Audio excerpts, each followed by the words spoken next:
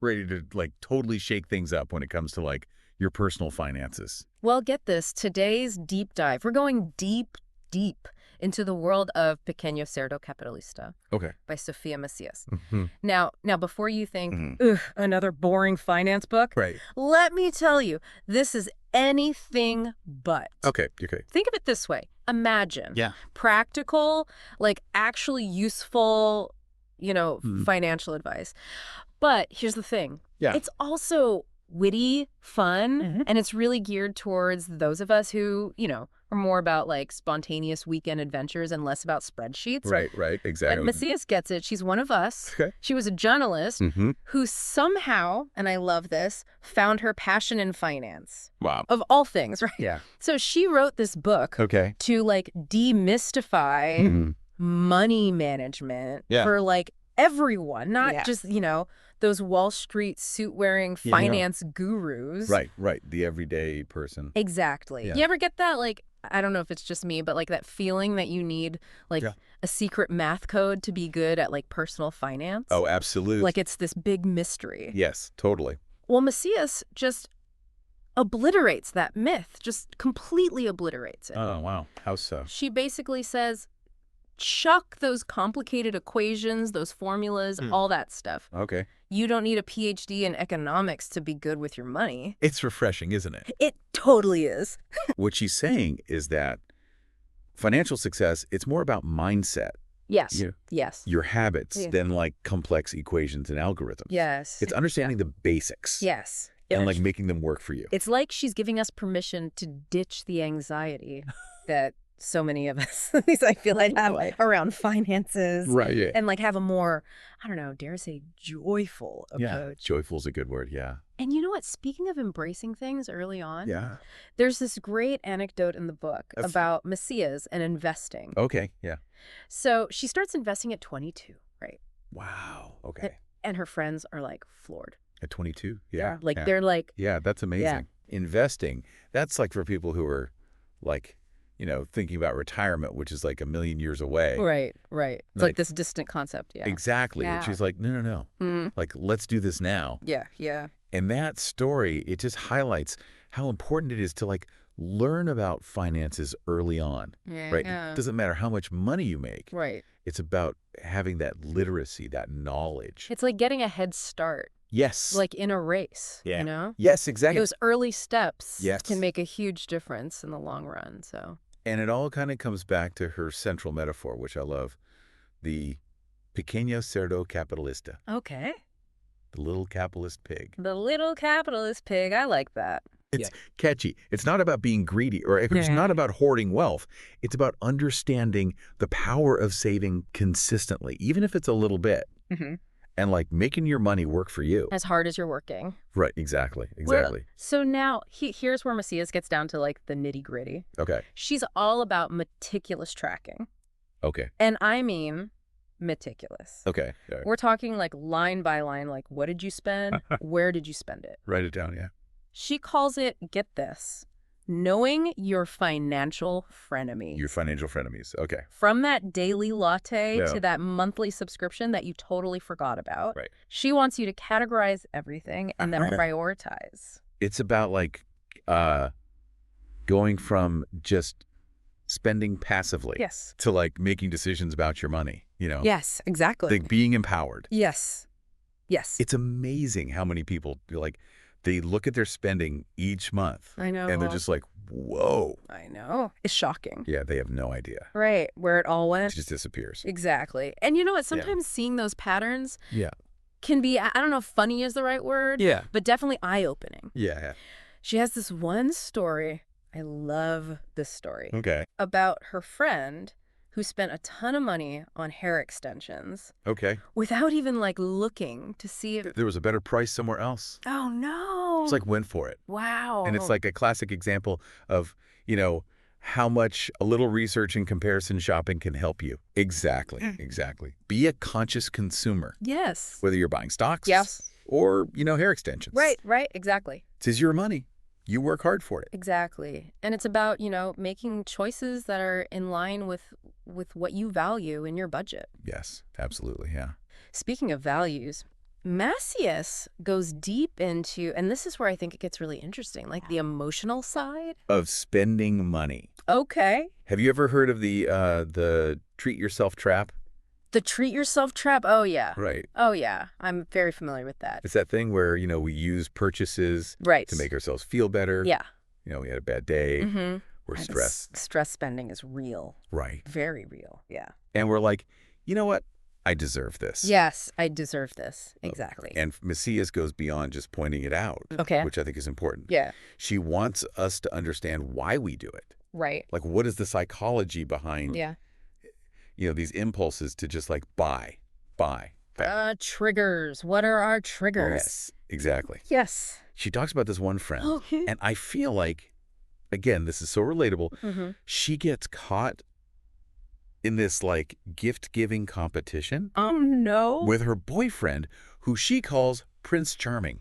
Oh, wow. Okay. Right. And they just keep trying to one-up each other, yeah. Yes, one-up each other. With these increasingly lavish, expensive gifts. Wow. Just to impress each other? Yes. Okay. And it's just like this whirlwind of romance, but also like financial. Disaster waiting to happen. Disaster, yes. And it's like, how much of our spending is influenced without us even realizing it by like societal pressures. Totally. Right. Social media is huge for that. Oh my gosh. Yes. But, even in our closest relationships, like with our partners, our friends, our family, there are all these pressures and expectations. Yes. It's good to be mindful of those patterns, especially those that we think are normal. Exactly. Even in the name of love. Right. Yeah. Yes, exactly. It's almost like we're conditioned to seek validation through spending, right? But Macias reminds us that true financial freedom isn't about keeping up with the Joneses. It's about designing a life that truly reflects what we value. Yeah. And that's where her approach takes an exciting turn. It's not just about cutting back, but about consciously aligning your spending with your dreams. Exactly. She challenges readers to go beyond vague aspirations and crystallize their goals. Yeah. Want to buy a house, travel the world, retire early. Macias says, great.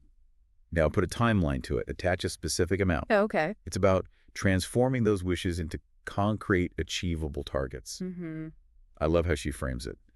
It's like crafting a financial vision board, but with deadlines. I like that. And speaking of things we often want to avoid dealing with. Yeah, debts. Oh, yeah. Macias doesn't shy away from the darker side of financial mismanagement. Right.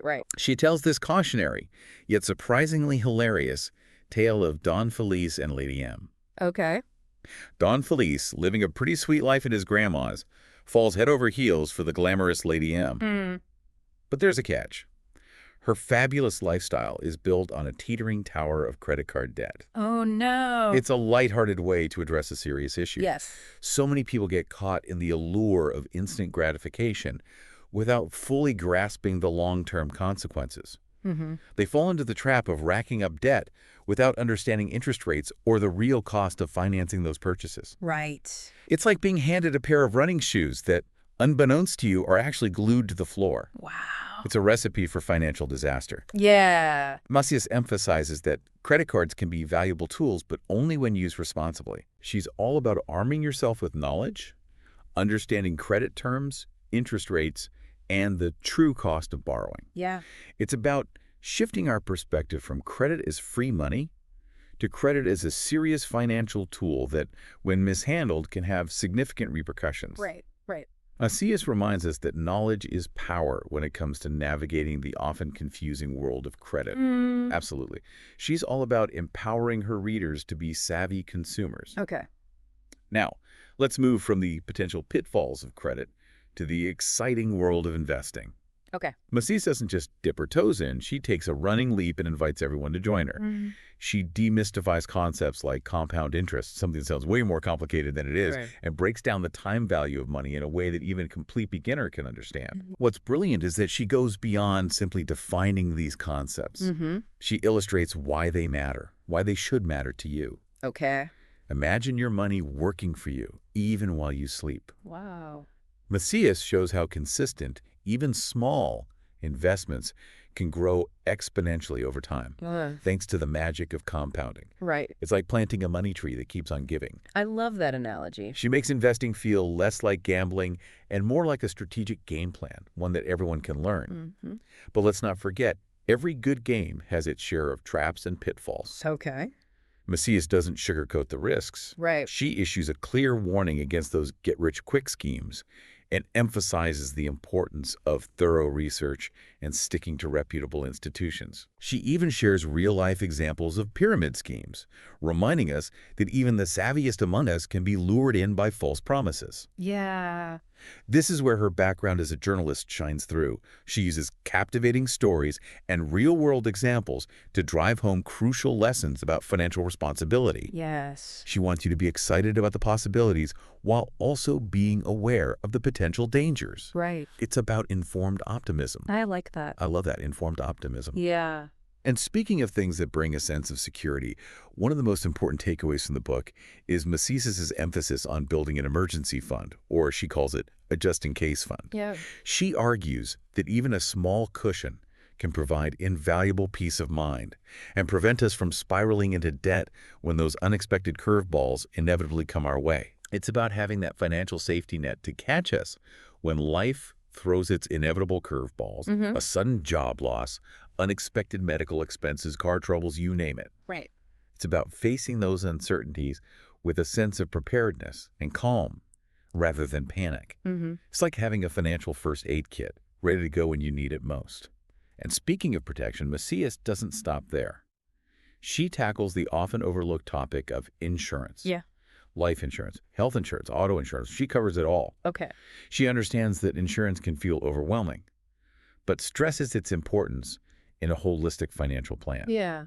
It's about mitigating risk, safeguarding yourself and your loved ones from potential financial hardship. It's about being proactive rather than reactive, taking control of your financial well-being, even when it comes to those what-if scenarios that we often prefer not to think about. Now, with all this talk about savings, investments, and insurance, it might seem like we're just talking about numbers. Yeah. But Macias reminds us that financial planning is about so much more than that.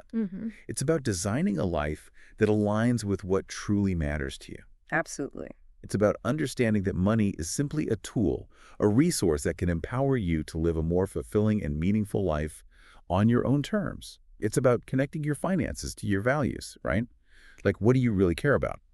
And speaking of long-term goals, Macias doesn't shy away from a topic that many of us, especially when we're younger, tend to avoid: retirement planning. Yeah, it's like retirement. That's ages away. I've got more pressing things to worry about. Right. Like, who wants to think about that when you're just trying to figure out, like, you know, how to make rent this month or where to go on vacation next year? Exactly. But she starts by, you know, she acknowledges the skepticism a lot of us have, especially younger generations.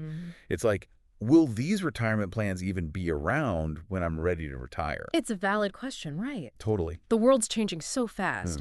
But she breaks it down, you know, from those like old school pensions, which, let's be honest, are pretty rare these days. Yeah, like who gets those anymore? Right. To the more common ones, the IRAs. Right, those individual retirement accounts, yeah. Exactly. She explains like how they work, the pros and cons, so you can make an informed decision. Because knowledge is power, right? She keeps emphasizing that. But even with all those options, saving for retirement, especially when you're young and maybe just starting your career, it can feel overwhelming. Totally. It's like you're juggling rent, student loans, maybe trying to have a social life. Right, you want to enjoy yourself a little bit too. Exactly. And then it's like, oh yeah, and I'm supposed to be saving for retirement too. Right, like how is that even possible? But Macias gives some really practical advice on how to prioritize saving, even when you feel like you're stretched thin. And one of my favorite takeaways is her emphasis on automation. Oh, yes. It's like, pay yourself first, but you don't even have to think about it. Just set it up and forget it. It's the best way. Those automatic contributions to your retirement account, it's like a little gift to your future self. It really is. And speaking of gifts, Macias is all about taking advantage of employer-sponsored retirement plans, especially when they offer those matching contributions. Oh, yeah, it's like free money. Exactly. Who doesn't love free money? Okay, before we wrap up our deep dive, I want to circle back to something we touched on earlier. Insurance. It can feel so confusing, right? Oh, totally. It's like its own language sometimes. Right. And Macias guides us through those different types of insurance, life, health, auto, home, helping us understand what we actually need versus, what those insurance salespeople might try to sell us. She even shares this funny but also kind of scary story about how she got into a fender bender and realized her car insurance had lapsed. Oh, no. Yeah. And she's like, this finance guru, it just shows you it happens to the best of us. It's a good reminder to check your policies, make sure everything's up to date. Exactly. Because life, it's unpredictable. Yeah. So as we wrap up our deep dive into Pequeño Cerdo Capitalista, what are some key things you hope our listeners will take away from this? Well, first and foremost, financial well-being. It's not just for the wealthy or the finance experts. It's for everyone. Yes. It's about taking control, being proactive, making mindful choices, and those small, consistent actions, they can make a huge difference over time. Yes.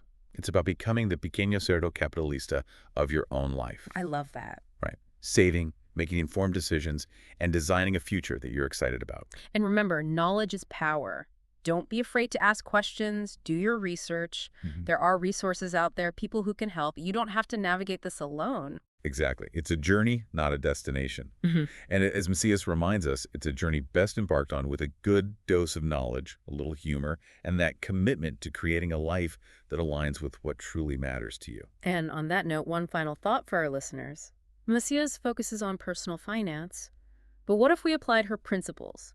Mindful spending, long-term thinking, aligning your actions with your values to larger systems. Ooh, interesting. Could families, communities, even governments benefit from adopting a Pequeño Cerdo Capitalista mindset? Wow, that's a powerful question. It makes you wonder if those same principles could lead to a more sustainable and equitable financial future for everyone. Exactly. Something to think about. Definitely. But that, my friend, is a conversation for another deep dive.